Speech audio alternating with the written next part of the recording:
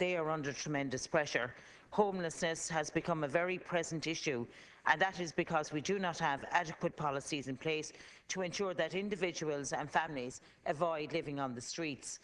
3 weeks ago, a decision was made by the Constitutional Convention to recommend that economic, social and cultural rights, including the right to a home, were included in the Irish Constitution.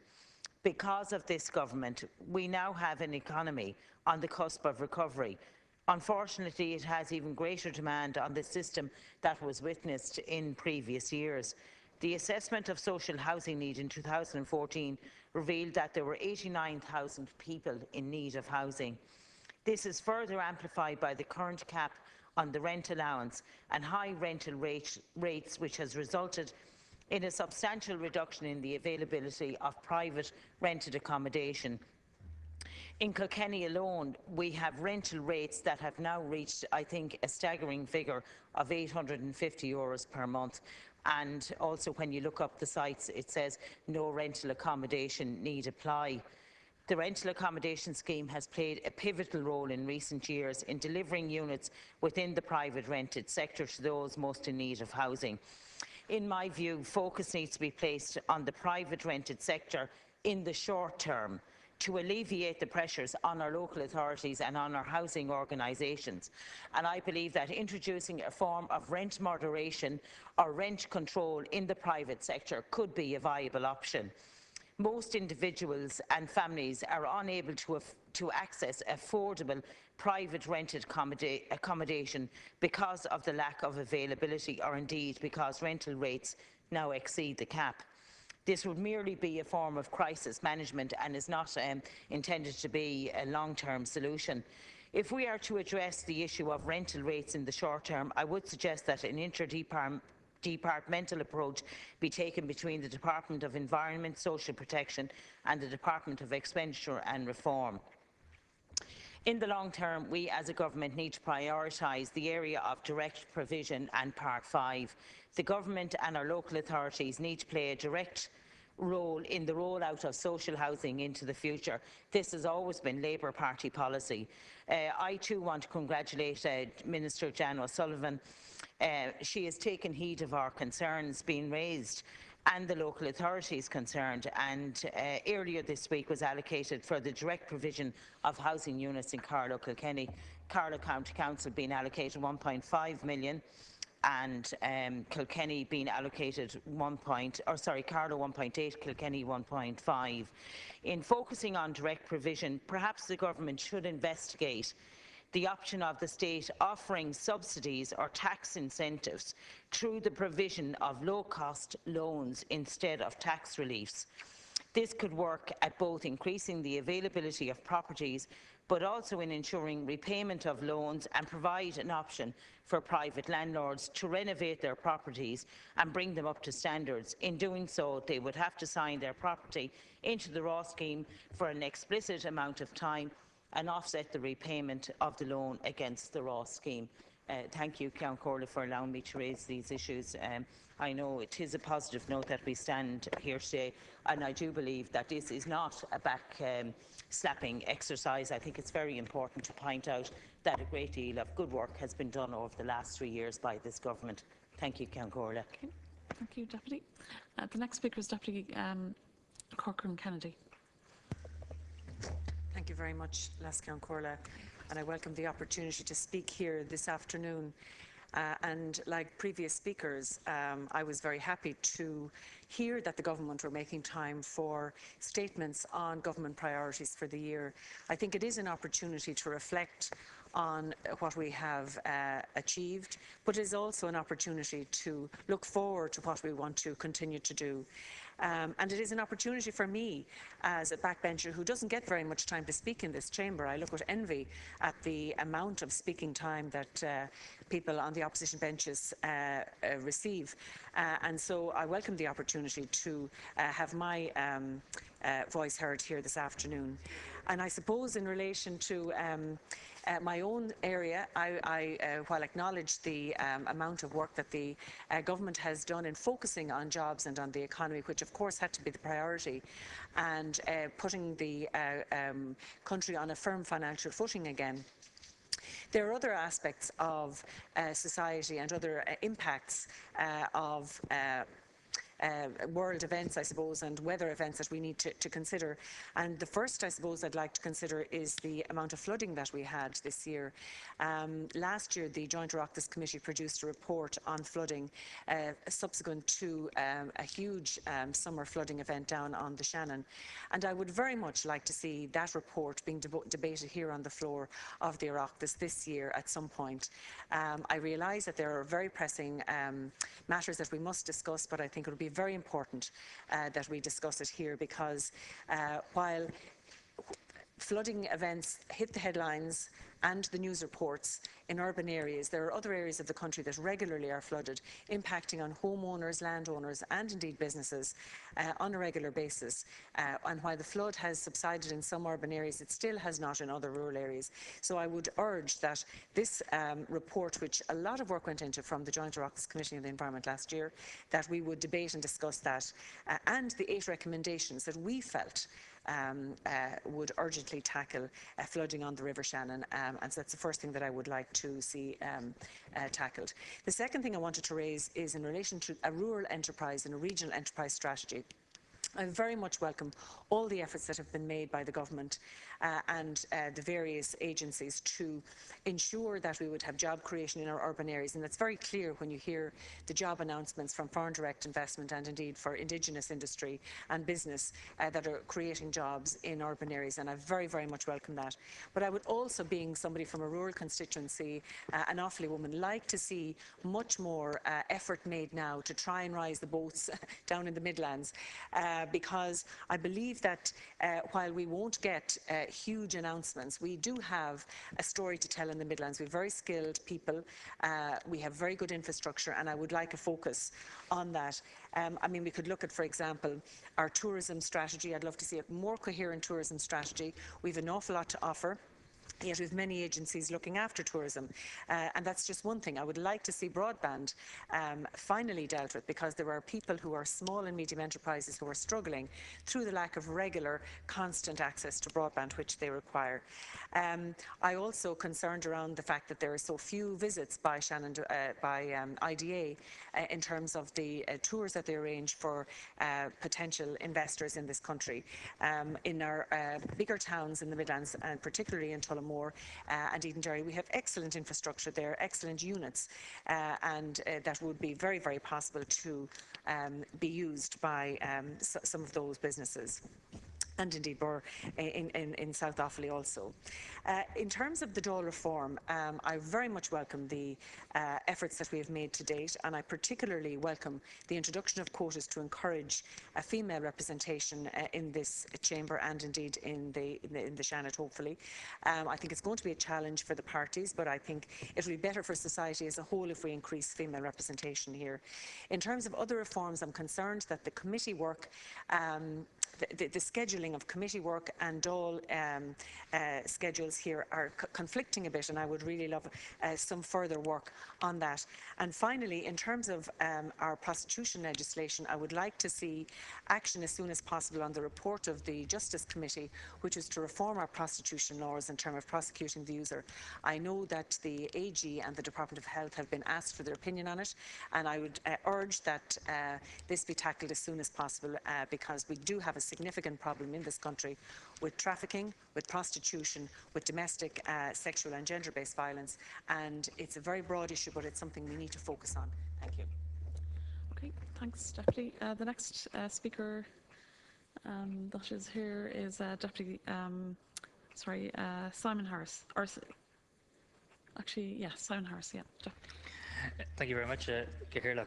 I very much welcome the opportunity to speak on government priorities for this coming year, 2014, in the Dáil today. And I in fact think the attitude adopted by the opposition to these discussions in recent weeks really shows that they haven't learnt any lessons of the past, because before my arrival in this House, but when the country had more money than sense, it was in hotel function rooms that announcements about government priorities were made, rather than actually in this chamber interacting with each other. And Deputy Martin likes to talk about, the role of Parliament and the role of Parliament being important. But this is exactly what it's about, giving members of this House, regardless of party affiliation, an opportunity to send a clear message to the Executive as to what our views, and indeed the views of our constituents, are in relation to what should be priorities by government for the coming year. So I think it's a very welcome development, and I thank the government and the Taoiseach for facilitating it.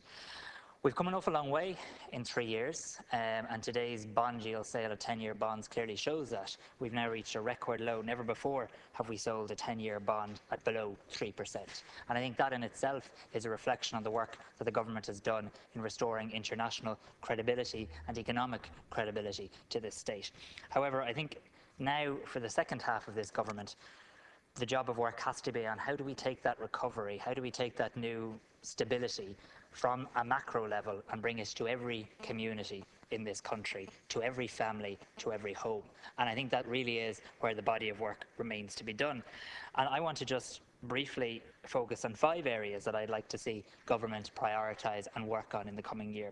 And one is the whole area of youth unemployment and the need to maximise and harness everything we possibly can from the Youth Guarantee Scheme. This was a scheme negotiated by the Irish government during our presidency of the European Union. It's a scheme that gives our young people in this country an opportunity to tap into training programmes, to tap into further education. It sends out a message that this country doesn't just say to a young person who's unemployed, go down to the Dáil office and get your gyro, but rather actually says you have a future in this country. We need your brain, we need your energy, we need your enthusiasm, and we need to harness this for the future of both our economy and our society.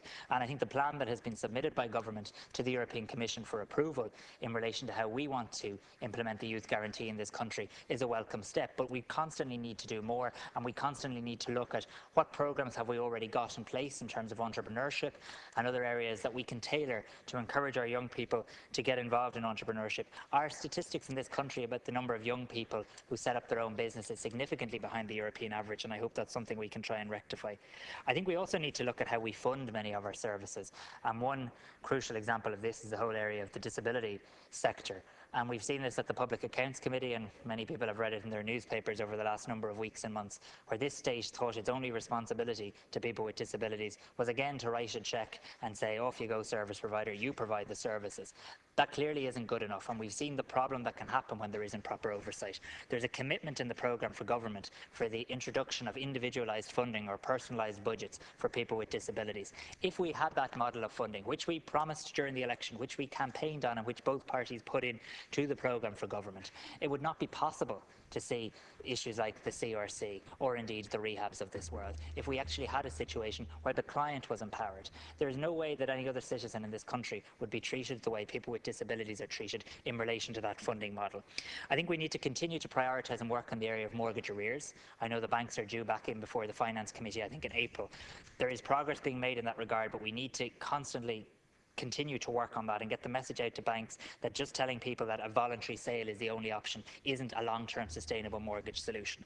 I think we also need to realise and get the message out as we approach local elections that our local economies, our local government structures need to play their part. For far too long, you open any local newspaper in this country and you see X individual calls on the government to do something, and there is a role for government and there's a role for national bodies, but there's also a role for councils, there's a role for councillors, and there's a role for local communities, and the establishment of the local enterprise offices will, I think, give an opportunity to start having debates and discussions and structures in terms of how do we revitalise our main streets, how do we bring that recovery from a national level down to a local level.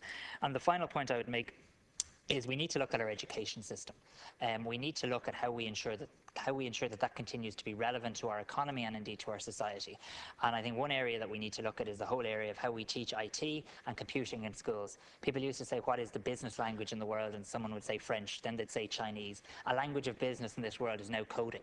And we've seen major work done by organisations like Coder Dojo, and we've seen major companies like PayPal locate themselves in this country. But we need to realise that teaching people how to type on a word processor in school is nothing to do with the knowledge economy. We need to go to the next step. So they're the 5 areas that I hope government will continue to work on and give some priority to during 2014. Thank you. Okay, thanks, Deputy. The next speaker is Deputy Sean Conlon. Thank you very much. I suppose the first thing I'd like to say, the problems we face as a country are the exact same problems we faced when we came into government 3 years ago. creation of jobs, unemployment, emigration, personal debt issues, public debt issues. We've gone a long way to tackle some of the major macroeconomic issues, and I think we have to give credit where credit is due over the last 12 months to what this government has done in terms of dealing with the bank guarantee, dealing with the Commission Europe deal, and dealing with the Troika and the removal of the Troika from the country. I think while some people said it wasn't a tangible thing to remove the Troika, I think it's had a massive feel-good factor nationally, and it has helped the national psyche in terms of people now feeling more positive towards the future and the development of this country. And I think the Minister for Finance and the Minister for Enterprise and all the ministers in this government deserve credit for the efforts they have made to try and deal with those legacies of Fianna Fáil. Now, we've created 61,000 jobs in the last 12 months. I believe there's over 19,500 IDA supported jobs in the last 2 years, over 5,000 Enterprise Ireland jobs supported in the last 12 months also. We have long-term unemployment figures are down, and also in my counties along the border, Cavan and Monaghan, long-term unemployment figures are down. I think on the jobs front, though, I think the more needs to be done to develop better infrastructure along the border, and there needs to be more joint up thinking between the state agencies here in the Republic and the state agencies in the Northern Ireland to make sure that the peripheral areas of both the North and the Republic are not left behind. I think it's a legacy of the past that we still haven't got a proper basic road network along the border. It should have been in place for the last 20 years. I know some of the Peace One money went towards reopening roads, but there's been no concerted, cohesive approach to developing those roads. And I mentioned, for instance, the A3 from Monaghan to Belfast. Nothing done. I mentioned the fact that we have a situation at the moment where the UK government is introducing a tax on Irish trucks using Northern Irish roads. We've gained a concession in relation to the concession roads between Monaghan and Dundalk through South Armagh, and the road between Monaghan and Cavan through South Fermanagh. But more needs to be done, and I wouldn't limit it to the A5. I hear a lot of talk about looking for concessions in the A5. All the major A roads, whether it be the M1, the A4, the A5, or the A3 and the A1, they need all to be exempted from this tax. But my preference would be all roads within the North are exempt if we're going to develop an all-Ireland economy, because it's a retrograde step for the British government to introduce this tax. It'll increase transport costs across the island, and it's certainly not to be welcomed. In relation to unemployment, unemployment rates are down significantly over the last couple of years. We're down to 11.9% at the moment. And more needs to be done. And I believe the Action Plan for Jobs, the Jobs Plus scheme, the Youth Guarantee scheme, the local enterprise offices being introduced by Minister Hogan and Minister Britt, all these things will help, I believe, to deal and tackle with the unemployment problem. And I think what needs to be done is to reverse the disastrous economic policies of Fianna Fáil. Fianna Fáil were great for Perth and Melbourne and Sydney and all those cities, because they got cheap Irish educated labour to go over there and develop those cities. Fianna Fáil were brilliant at exporting our young people to develop those cities. Fine Gael need to get those people back. And I think as skill shortages emerge over the next 18 months in this economy, because of the shovel-ready projects we bring on stream, whether it be in health or education or elsewhere, we need to advertise in those cities and make our young people that are now over there aware of the job opportunities here at home. I think it would be a failure in this society if we fail to bring our young people back. And I think it's a simple thing, but it needs a concerted effort by central government to advertise in those cities, make the people in those cities aware of what's available back at home, and get them back home. Now, in terms of investment in shovel-ready projects, our county managers around the country should be mandated by central government to get design and planning out of the way for much-needed projects. So when funds do become available, they go ahead immediately. We're not sitting waiting with a lag of 2 years or 9 months, 12 months before actually we get started on the projects. They should be mandated now to see what's needed in each of the counties, get the design stage out of the way and the planning stage out of the way, because many of their planning offices are underutilised at the moment. And I believe that will pay dividends in the medium rather than the long term. In terms of town centre development, I think we're well in a position now that we can avoid some of the mistakes of the past and even the present. I hate to see a situation that happens constantly where central government, or local authorities, or state agencies use public money to basically invest in sheds, steel sheds on the edge of town centres, buildings of no architectural merit whatsoever, while our town centres rot and buildings of historical merit and architectural merit are not developed. It's been a failure of this society for many, many years.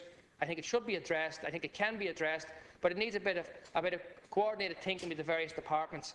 And I think it's something we need to do now before things start to improve significantly around the country. But the key point and the final point I'd like to make in relation to town centre development, while there's an improvement in retail figures in Dublin and the East Coast, in many parts of rural Ireland and small towns outside the commuter belt, we're not seeing any major uplift in retail.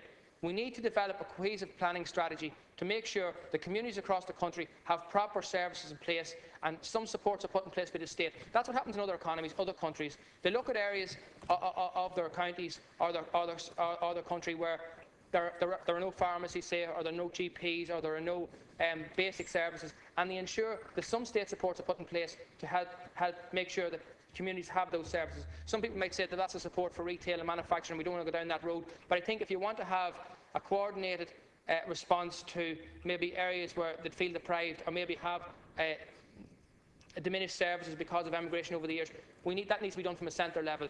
The free market doesn't always provide those services, and we have an issue, I suppose, in many of our border counties with, and I suppose it's symptomatic of the fact that we're still not as competitive as a society as we should be. It's much easier for foreign countries and foreign companies to win tenders in the Republic than it is Irish companies. So we have to look again at what we can do to make it easier for Irish companies to win these tenders. Fully aware of European law and fully aware of the restrictions on what central government can do, but clearly it's a symptom of what is wrong and over the last 10 or 15 years, that it's much easier for UK companies to tender and win projects here in the Republic than Irish companies. And as a government, we need to look at what further measures can be put in place to address that balance. Final point.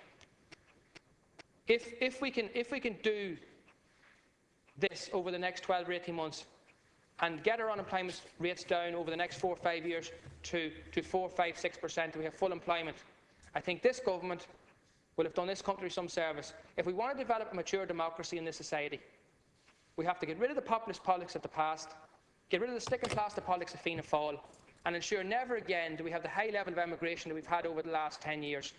It was a failure of this society in the 1930s, the 1950s and the 1980s that we couldn't educate our young people and find work for them in this country, that we had to send them across the world to find work. This government, I hope, will put in place strong, sound economic measures to ensure that doesn't happen again. I think that's a responsibility of all of us in politics, and it's a responsibility to make sure that the people on the opposite benches do not get back into power to mess up our economy again and leave people with no option but to emigrate again. And I think that really is the key for the government, and I think we are on the right track, and I wish our ministers well in the task in the 12 months ahead. Thank you. Okay, thanks, Deputy. The next speaker is Deputy Fian. Are you ready to speak?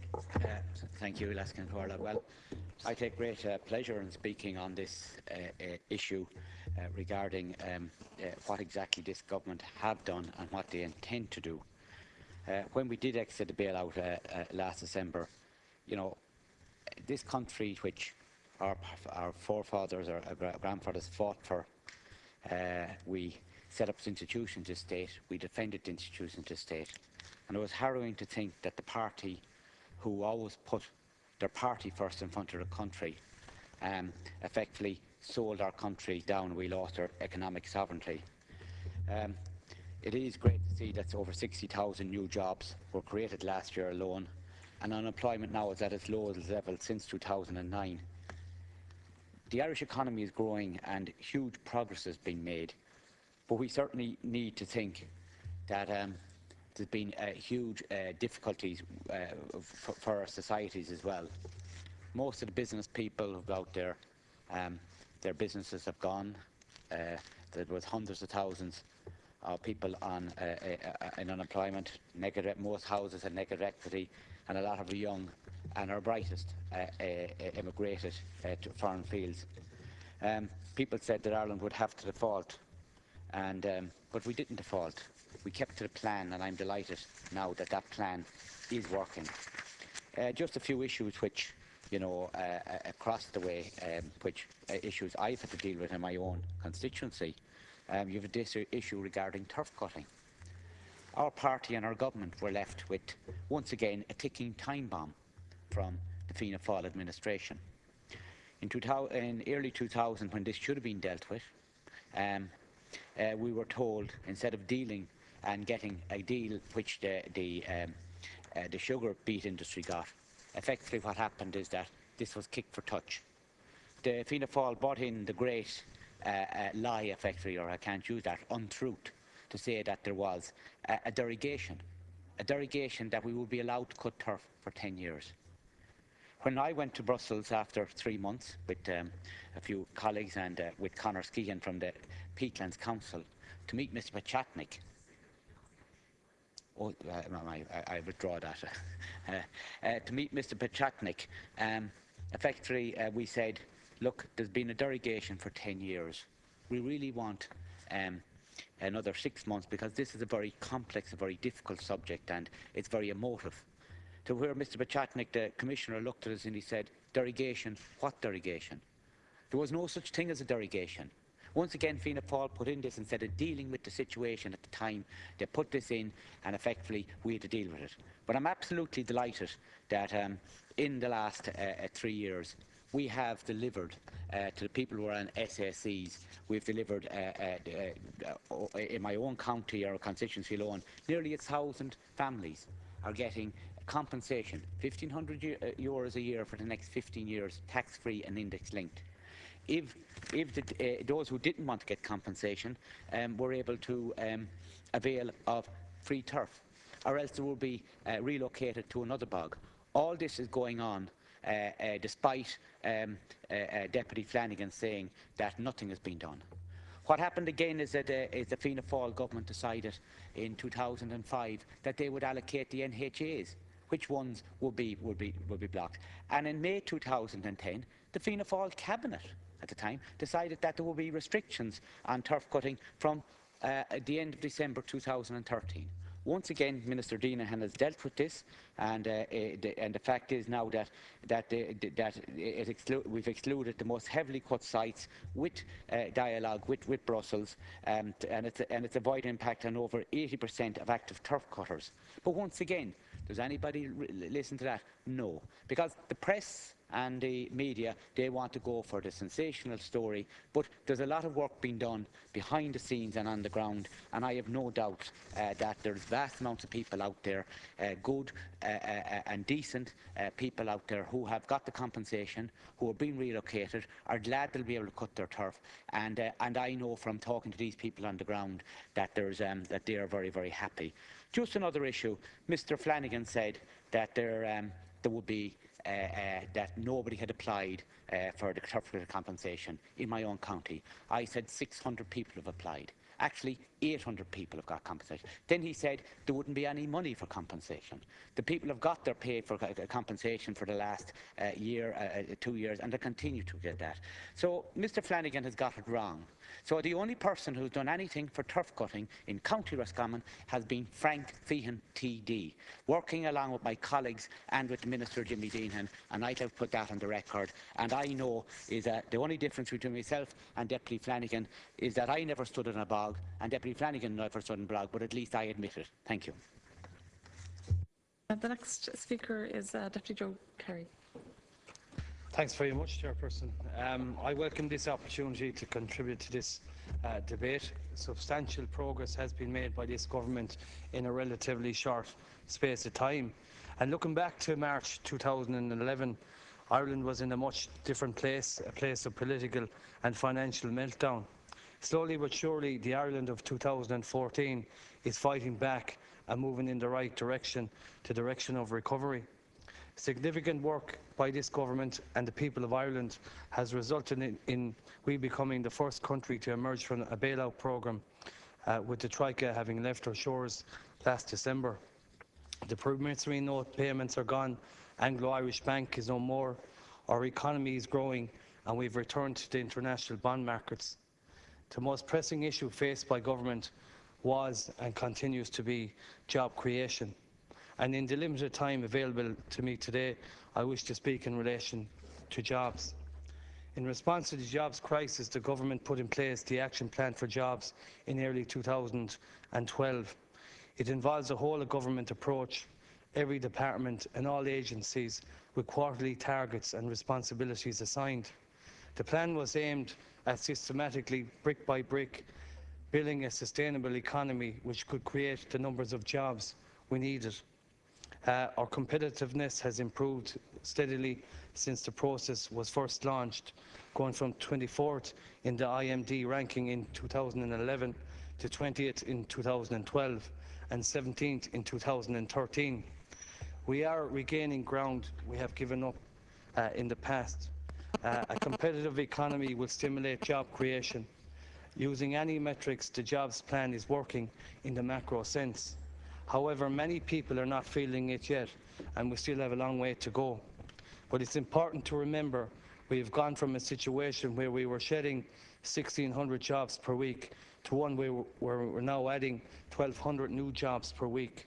It is painstaking work, but it can only be done point by point, action by action. I've said before in this House, and I'll say it again, I'm disappointed with the geographical spread of new employment as it's currently skewed towards the major urban areas of Dublin, Cork and Galway. I believe more attention and support should be given to the regions to ensure a more balanced and ultimately sustainable employment recovery. Shannon Airport is the major driver of economic activity in the Midwest and County Clare. There has been an extremely encouraging start to the airport's new status as an independent entity, which bodes well for the future. In its first year as an independent airport, under the capable guidance of Chairperson Rose Hines and CEO Neil Pakey, it has reversed 5 years of successive passenger decline by recording an increase in passenger numbers on 2012. Passenger growth is, of course, the initial priority for Shannon. However, progress on the wider plans, including the development of an international aviation services centre to complement the existing cluster of 40 aviation-related businesses, has also progressed. The State Airports Shannon Group Bill is set to be introduced in the Dáil here for debate prior to Easter, with enactment expected before the summer recess.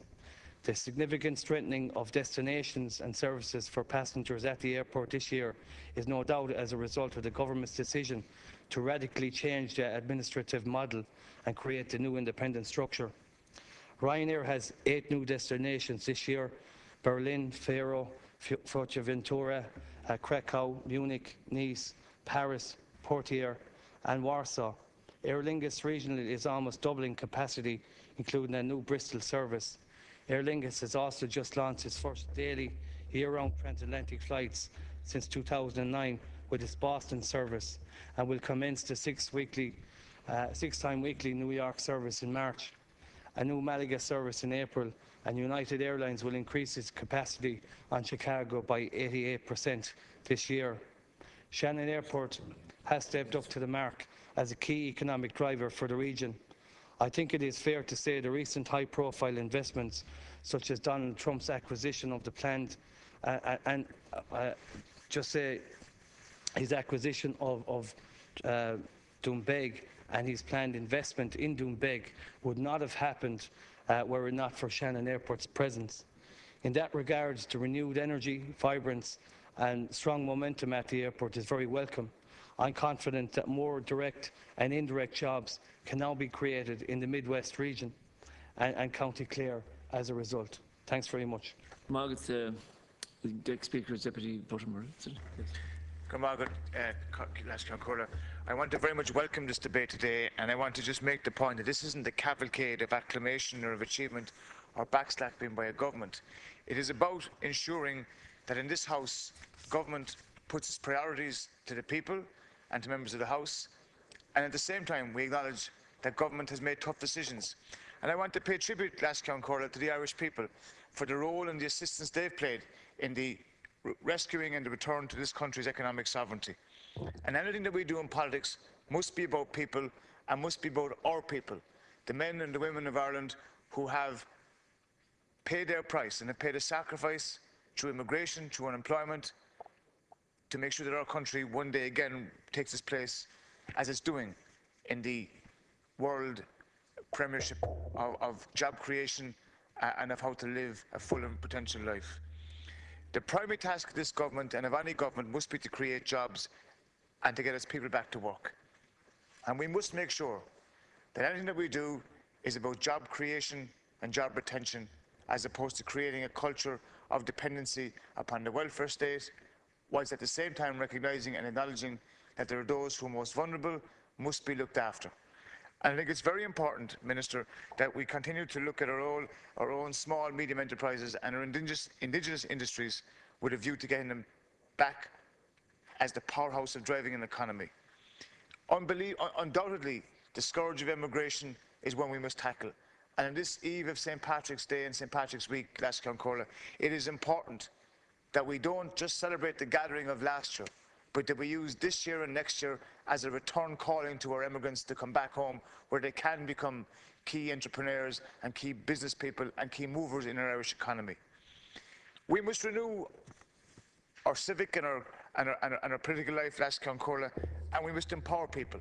And I want to say that the Constitutional Convention was a tremendous success. And I want to pay tribute to Tom Arnold and to Arthur Leary, the Secretariat and the Chairman, and the citizens and the elected parliamentarians who gave 100% commitment in looking at the issues before us in the pursuit of reform of our Constitution and how best to have a new modern Ireland ready to become, as I said, a pivotal player in the world stage. 100 citizens and parliamentarians working effectively to bring constitutional reform. Equally, Lascancurla, in this House, we must renew and reform how we do business. And I have a concern, Lascancurla, and as a chairman of a committee, I think it's important that I say it. We must look at how we operate as a committee system in this House. And there are some committees who are perhaps more intent in getting headlines and looking for a head or a scalp rather than debating and analysing the issues before them. And I think it's important that we as a House internally look at how we do our business so that we can make ourselves more relevant to the outside world. In the context of my constituency, Lascancurla, and this government, job creation and jobs are the key. 1,000 new jobs in Cork City since the start of this year alone. 33 million in terms of supporting jobs given by the IDA and Enterprise Ireland since 2012. So over the past 3 years, we've seen more than 1,100 new jobs being created in 2011, 2012 and 2013. And these jobs are a fantastic boost for Cork City, cementing our city's strong reputation for attracting foreign direct investment, cementing our city and our county as the hub, the gateway for Munster and for that southwest area. And it is very clear, Lascancurla, that all of the companies making their announcements believe that Ireland and Cork have become much more competitive, and that it is again a country in which they can be confident in which to do business and to make long-term investments. The jobs announced are around a long, diverse range of areas, from construction to manufacturing sciences and to technology, along with facilities and engineering, along with quality information technology, finance and administration. And these jobs are to be welcomed, not least because the trend shows that we're open for business, but that we have a workforce professionally and educationally, professionally qualified to be able to take up employment. And as other speakers have said, that has a potential benefit for the local economy that is absolutely important. So when we look back and look forward, it's about jobs, it's about our people, and that we're delivering for our people. Acknowledging that we've seen investment and we've seen sacrifice by our people. And I want to, Lascancurla, if I may, compliment the Minister for State who's here in the House today in regard to the issue of flooding. Because I was in the Oireachtas in 2009 when we had flooding in Cork. And we had procrastination, we had obfuscation, and we had inaction. We have a Minister who, following the recent floodings and before that, was actively engaged in providing a model and a template in the city of Cork and indeed in the county of Cork on how we can avert flooding in the future. And he is right. It isn't a simple matter of clicking a switch and saying we're going to stop it. It's about a progression, it's about a planned approach that we must see happening in the city in Cork. And I welcome the availability being made by the Minister of 100 million. And I hope that the 3-year project in 2015 will start, and that we will see it ending the worry and the concern that many have regarding flooding in the city and county of Cork. And I conclude in this, Lascancurla, we in Cork are not insular, we're very much outward looking. We need a convention centre in Cork, which this government has given money to the tune of 10 million, along with the resources of 6 million from the City Council, gives us a platform in which to build the convention centre, which will, by its nature, drive footfall into the region. And linked to that, Lascon Minister, is the airport that is Cork Airport. And I want to use this debate today to call on government, to call on the DAA, and to call on all stakeholders to ensure that Cork Elephant is not a white elephant, that it becomes a pivotal player in driving economic change, in driving a better lifestyle for the people of the Southwest. It is a gateway, it is the hub in which we can drive job creation along with the lifestyle of people. And I don't want it to become a white elephant, Lascon Corla and Minister, and I have a fear that it will. But it is important that that is put on the record. Thank you, Deputy. I now call Deputy Andrew Doyle. It's 5 minutes. Lascon Corla. Before I start, could I just say there used to be a saying that Kilkenny used to be the capital of Ireland, Dublin is and Cork will be. I think if Deputy Buttermer has his way, it'll happen sooner rather than later. Sorry. Oh, the Limerick people have arrived. Lascon Corla, I'm pleased to speak on this. I just noted that I think this is week 1 of year 4 of this government's term, this Dáil's term actually. So I suppose it's as good a time as any to look back to learn how to go forward. It's all been said about jobs and the finances and the bailout and everything else. And yes, the state finances, the state of the economy has improved. And there are people, and we've heard about the bonds today even, so there are people though who would decry the likes of Morgan Kelly, who shot a precautionary note across our bows last week when he highlighted the fragility of which the economy is at the moment, and in particular the SMEs. And while he may have stated the blindingly obvious, I think it's important that we do bear in mind that at any stage, factors that may not always be within our control could jeopardise the work in progress that has happened to date and push it all back. So one thing I think we should have learned from the so-called Celtic Tiger days, that an arrogant and cocky Ireland wasn't one that people liked abroad. When we took over in office, apart from restoring the economy, we had to work in parallel to restore a reputation as being a country who was serious about doing business and doing what we did best, doing what are really the basics of a fundamental to an export-driven open economy like ours. So I suppose that's just an overview. In fairness, I think there has been a lot of good work done, and we're in a position to capitalise on it. But there are areas that I think need to be focused on. And while they say, and correctly so, you can't tax your way out of a recession, equally, we have heard mootings of, some benefits out of the next budget. You don't want to cut taxes into another unsustainable boom, but at the same time, and we've seen this with the VAT rate reduction for services industries, including tourism and the like, that a VAT reduction percentage-wise has led to job creation and an actual overall increase in revenue for the state. So I think we should look in the future at any potential cuts in tax revenue or tax foregone as an investment in the economy, whether it's 200 million, 300 million or 500 million. And I think that if we learn and get the balance right on that and do it slowly and incrementally, we can actually grow jobs, cut the national deficit by means of growing the economy rather than taxing our way and cutting services and the national wage bill. Yes, we need to be as efficient as we can, of course, but we should look at the bigger picture here. On the social end of it, I think housing has been mentioned. I had it on an issue for a parliamentary party meeting last night about the issue of the provision of housing. It's at crisis stage in counties like Wicklow and the other counties around the main cities, this city and others, and it's one that has to be addressed urgently. I listened to Deputy Brendan Ryan earlier, and he made very valid points, I think, about how the community welfare officer looks at rent support in the short term, but it's not the long-term fix. And we will have to address this as a matter of urgency. The problem is that we don't have vacant houses of any great amount in the areas where they're most needed.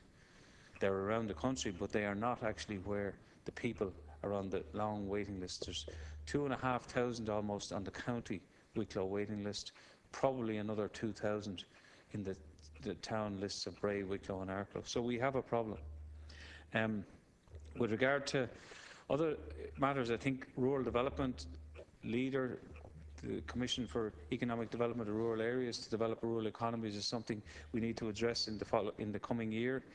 I think the whole issue of An Post, which has been highlighted, is one that's very relevant and central to that continued development or restoration of the rural economies. And I have written to every minister asking them, can they assure that the post office service as a front office of government could be favourably considered for delivery of such licences, certificates and forms in the future. Sorry, Count Corla, or last Count Corla. Very quickly, I'd like to welcome, and because the Minister is here, his engagement. I think what the Deputy Buttimer said was very true. He has proven to be a minister who gets down on the ground, doesn't try claw-moss people with quick fix solutions that can't be honoured, tells it as it is. And I wish him well in his other endeavours, but I will say that if he's successful, he'll be missed. And it's not because his wife's from Wicklow, and I genuinely believe it. There's plenty more I could say, but I'm conscious of the fact that he probably has other priorities as well this afternoon. Thank you, Lasker. Thank you, Deputy. Deputy Dan Neville. I welcome the opportunity to contribute to the debate, Lasker Corla, and I appreciate that many issues have been discussed here, but I want to hone in the area of health, because one of the key issues that always presents to us is the whole area of the health service. And in particular, I want to deal with the mental health services. The neglect, the government have a policy of developing the mental health services from its establishment. It was part of the programme for government, and while progress is being made, there is concern. We are concerned in relation to the level of progress. The funding has been made available, but the level of progress within the HSE has not been to the level that the government wished for. And I think what we really need at the moment is a full report in the House in relation to the spending of monies allocated since we went into government in relation to the Health Service Executive and the monies it has expended in developing the mental health services. We are coming from a very low base. 5.3% of our total health budget is spent on our mental health services. In England and Wales, a total of 13% is spent. And in Scotland, where considerable progress has been made in relation to the development of the mental health services and the reduction in suicide. Suicide has fell by 17% in recent years as a result of policies introduced. Now, in Scotland, a total of 18% is spent on the mental health services. So I believe there's an urgent need in relation to that. In relation to suicide, there is a policy of developing suicide prevention programs, suicide research, and the support of the bereavement through the National Office for Suicide Prevention of the HSE. Since we went into government, the budget for the National Office of Suicide Prevention has actually doubled from 4 million to 8.9 million. But that is totally inadequate as we are aware that the budget for the Road Safety Authority, who do a very good job and saves lives and need more support because too many people are still dying on our roads. They have a budget of 41 million, which, as I said, obviously there's a lot of work to be done there yet.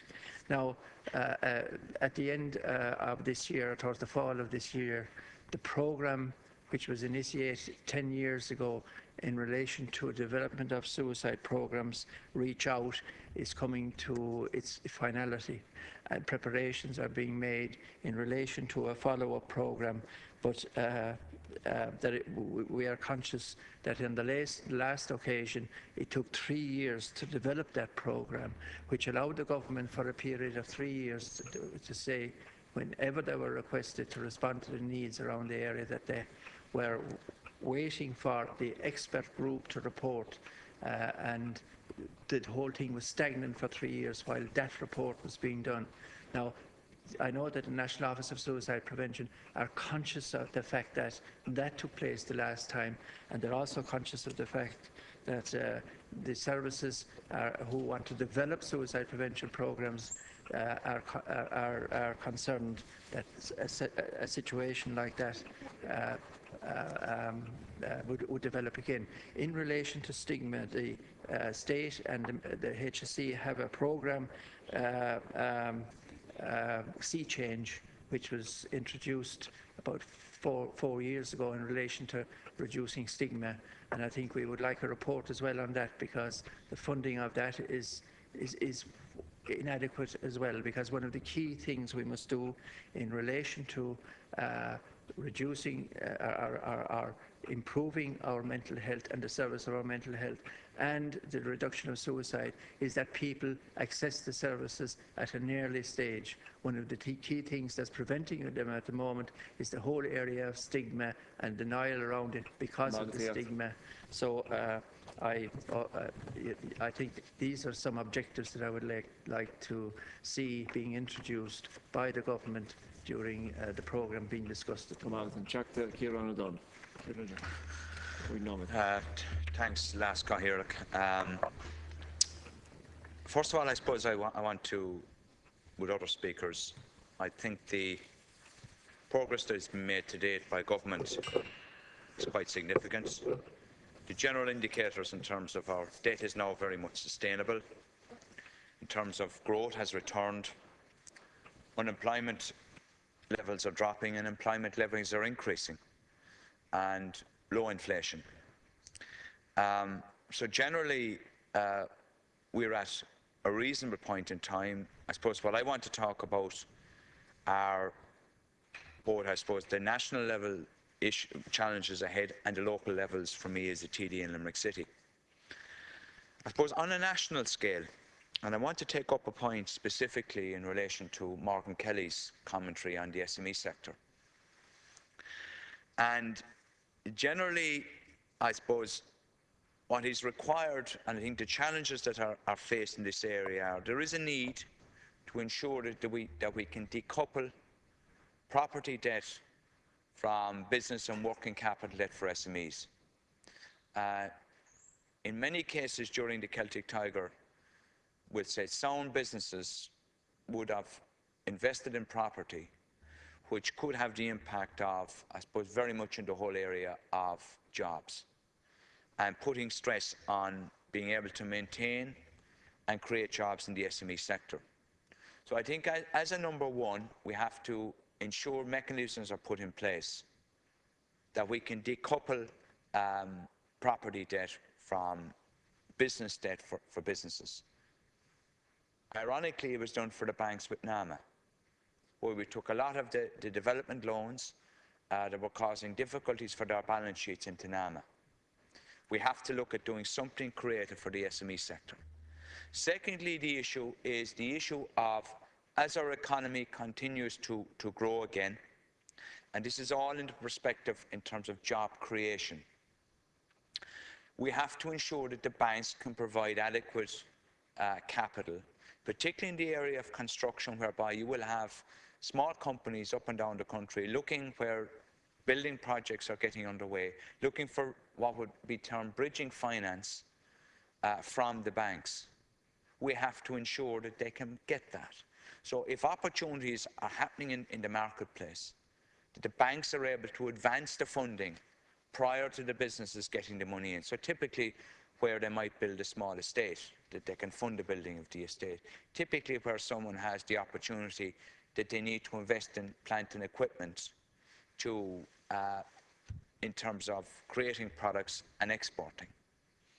And we must create an environment whereby people will set up in the SME sector an enterprise culture and reward them for that, because they are, as we all know, the multinational sector are vital, but the SMEs provide the backbone in terms of jobs. On a local context for myself in Limerick City, we've made significant progress over the last 3 years. Limerick local authorities will now be won after the next local elections at executive. It has happened. We have a Limerick economic plan for 2030. But I think what we need to look at, that's for the city, we need to look at strategies for rural villages. I think that's vital. We have the likes of in Clare, Partine and Ardna Crusha. In the Limerick side, we have the likes of Castleconnell, Maru, Cappermore, Caherconlish, Doon, Ballyneety Village, that we can put a mechanism in place to ensure that they can survive and prosper. The one. We have multinational jobs being created across a range of sectors, and that's been happening on a consistent basis, and that's to be very welcomed with a wide range of companies. I was only visiting Dáil last week. Dáil are employing 1,000 people in Limerick consistently in value-added jobs, in creative areas, and that's to be welcomed. And finally, I think, for me, we're putting forward a proposal in Limerick City, along with, in partnership with Shannon Airport Authority, for a diaspora centre, the National Diaspora Centre proposal under Minister Radiker's department, which I think will be, if we're successful, will be a major provider of jobs and economic spin-off in the region and in Limerick City. And it's something that I would be very supportive of and I'm actually engaged on, and I think would bring major benefits to Limerick and the wider region. I now call the Minister of State, Brian Hayes, to reply. Count Corley, can I thank all of my colleagues on both sides of the House who contributed to this debate. I think it has been a useful and worthwhile exercise, which has, by its very definition, demanded that each government minister whose responsibility to this House would come before this House over the course of the debate and set out their priorities for this year.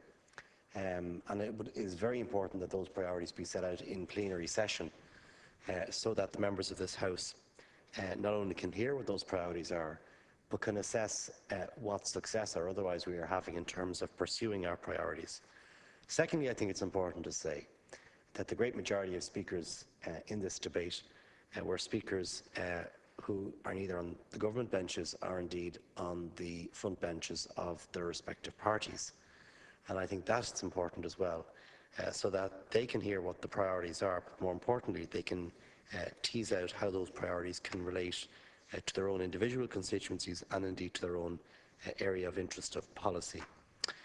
Obviously, the key responsibility of the government right now, as we said when we published the medium-term economic review as we came out of the bailout programme in December last, is to continue to make, on a brick-by-brick basis, progress in the economy. That progress can only really be tested by the number of jobs that are being created and the confidence that is hopefully being restored now to the Irish economy. And the fact that the NTMA were able to publish today the very significant news about the sale of a 10-year bond at historic low levels of 2.9%, which was the first 10-year bond sale since 2010, is another example of that confidence, investor confidence and confidence in Ireland. I think it's also important to say that, you know, we are a small open trading economy. We are very much determined and based upon the level of investment that is going on and the level of interest economically that's taking place in our major trading partners. And I think it is important to say that as a small open trading economy, investor confidence is king. We're not going to get money back into Ireland. We're not going to see the opportunities that will create in terms of construction and employment unless we have a sound financial basis. And I think the clear commitment of the government, as we set out in our medium-term economic plan, is to have elimination of the surplus, of the deficit by 2018, and continue to make progress next year and throughout in terms of reducing that deficit, which was our undoing in 2008 and 2009. So I very much hope that the government will continue to work with colleagues on all sides in pursuing our objectives, and I think ultimately having accountability for those objectives as we go forward in this year. And I thank everyone for their contribution. That concludes